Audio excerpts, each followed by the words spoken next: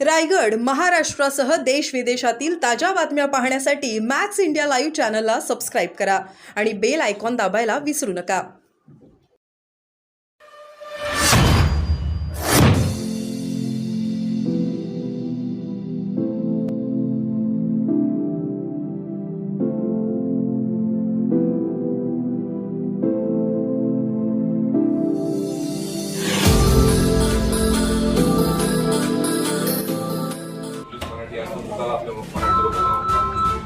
झाला असेल तर त्याची योग्य ती चौकशी करून त्याला योग्य ती कारवाई केली जाईल.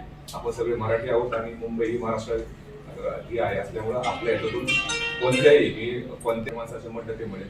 आपले जे कंप्लेंट आहे याच्यामध्ये तुम्ही सांगितल्याप्रमाणे त्यामुळे आतापर्यंत 2 आरोपींना अटक करण्यात आलेली आहे. त्यातून काही जातीवाचक किंवा जे काही शब्द तुम्ही नॉलेज खाऊ शकत नाही अशा प्रकारे ते सगळे त्यामध्ये ऍड केले जातील. त्याच्याबद्दलची कोणतीही त्यामध्ये हायवे केली जाणार नाही.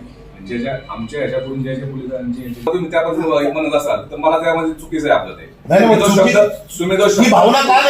तुम्ही जो चूक झाली असेल किंवा आमच्या चुकल्या 100% आम्ही कारवाई करू. जे काय असेल सगळी कारवाई करू. मी काय बोलतोय मी वाद नाही.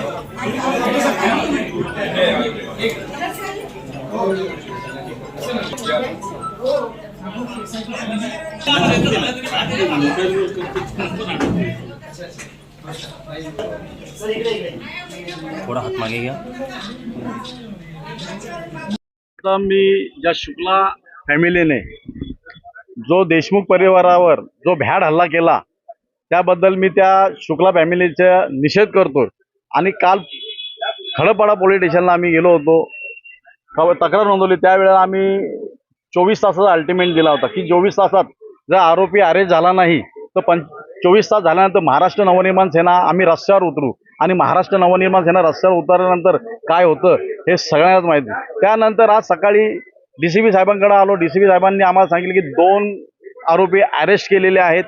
पण जो शुक्लाची फॅमिली आहे, जो मेन आरोपी आहे, जो गुंड, त्याला अरेस्ट केली नाही. पण आज संध्याकाळपर्यंत किंवा रात्रीपर्यंत त्या दोन्ही शुक्ला फॅमिलीला अरेस्ट केली नाही. तर आम्ही डीसीपी साहेबांना सांगितलं की उद्या सकाळपासून आम्ही योगीधाम परिसर पूर्ण बंद ठेवणार आहोत. आणि बंद झाल्यानंतर त्याचा जो काय विपरीत परिणाम होईल त्याची सर्वस्वी जबाबदारी पोलीस प्रशासनावर राहील. आमचं असं म्हणणं आहे की जो आरोपी आहे अखिलेश शुक्ला हा मंत्रालयात एक अधिकारी असल्या कारणाने पोलीस प्रशासन त्याला पाठीशी घालत आहे असा आमचा आरोप आहे. आणि आता 48 तास त्याला जर अटक होत नाहीये याचा अर्थ काय? पोलीस प्रशासन गांडू आहे असं म्हणायचं का? जर गांडू आहे बोललं तर पोलीस प्रशासनाला राग येतो. जर पोलीस प्रशासनाला जर व्हायलन्स वाढवायचा नसेल, जर ह्या प्रकरणामुळे मराठी माणूस जर भडकला तर इथे राहणारा प्रत्येक युपीचा माणूस त्याला धोका निर्माण होऊ शकतो. हे पोलीस प्रशासन जाणत नाही का? आणि त्यांनी एवढं हे गरम का करायची गरज आहे? त्याला ताबडतोब अटक करायला पाहिजे. तो जर कुठे फरार झालाय, तो जर अटकपूर्व जामिनासाठी प्रयत्न करत असेल तर त्याच्या घरच्यांना आणून लॉकअपमध्ये बंद करावं असं आम्हाला म्हणणं आहे. आणि जी कलमं लावली, जर त्यांच्या डोक्यावर वार आहे, वेअर प्लॅनिंग, त्याच्या घरात घुसले आणि त्याच्या डोक्यावर वार केलेला आहे. जो डोक्यावर वार असतो तो प्राणघातकच असतो. त्याचा डीपनेस बघा, त्याला किती टाके पडले ते पण बघा ना. आणि त्या 109 कलम हे तेव्हाच FIR मध्ये लावलं गेलं पाहिजे होतं. तिथेच पोलिसांची पक्षपाती धोरण हे आम्हाला दिसतंय. आणि जर त्यांनी 109 कलम आता पुरवणी जबाबामध्ये घेतला नाही आणि 109 कलम लावलं नाही तर आम्ही मोठं जनआंदोलन करू, एवढं प्रशासनाने लक्षात घ्यावं.